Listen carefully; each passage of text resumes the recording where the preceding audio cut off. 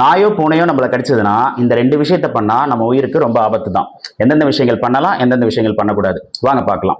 So நாயோ பூனையோ ஏதோ நம்ம காலில் ஒரு வேலை கடிக்குதுன்னு வச்சுக்கோமே, ஸோ கண்டிப்பாக வந்துட்டு அந்த இடத்துல நம்ம ஆயில் வைக்கிறதோ, அதை எண்ணெய் வைக்கிறதோ, இல்லை மஞ்சத்தூளோ, இல்லை சுண்ணாம்போ இந்த மாதிரி வந்துட்டு எதுவும் வந்துட்டு அப்ளை பண்ணாதீங்க.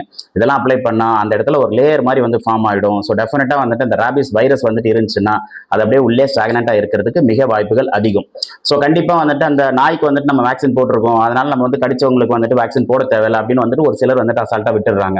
ஸோ அந்த மாதிரியும் கண்டிப்பாக பண்ணாதீங்க. என்ன பண்ணணும்னா, ஒரு வேளை காலில் கடிக்குது அப்படின்னா டெஃபினட்டாக வந்துட்டு ஒரு டேப் வாட்டர் வந்துட்டு ஓப்பன் பண்ணுங்க. ஸோ கண்டிப்பாக வந்துட்டு நல்லா வந்துட்டு வாஷ் பண்ணுங்க. சோப் போட்டு வந்துட்டு நல்லா வந்து வாஷ் பண்ணுங்க. ஒரு 10லேருந்து ஒரு 15 நிமிஷம் வந்துட்டு வாஷ் பண்ணுங்க. முடிஞ்சா வீட்டில் வந்துட்டு ஆன்டிசெப்டிக் லோஷன் இல்லை பீட்டாடின் ஆயின்மெண்ட் இந்த மாதிரி ஏதாவது இருந்துச்சுன்னா அதை அப்ளை பண்ணுங்க. எவ்வளோ சீக்கிரம் முடியுமோ அவ்வளோ சீக்கிரம் வந்துட்டு ஹாஸ்பிட்டல் போங்க.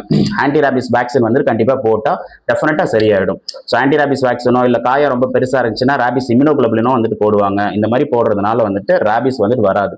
ராபிஸ் வந்துச்சு அப்படின்னா கண்டிப்பாக 100% வந்துட்டு உயிருக்கு ஆபத்து ஏற்படுறதுக்கு வாய்ப்பு இருக்கு. அதனால இந்த ராபிஸ் வேக்சின் இந்த அவேர்னஸ் வந்துட்டு எல்லாருக்கும் வந்து ஸ்ப்ரெட் பண்ணுங்க. கண்டிப்பா வந்துட்டு ராபிஸ்னால எந்த ஒரு உயிர் சேதமும் வந்துட்டு ஏற்படாமல் பார்த்துக்கலாம். Take care.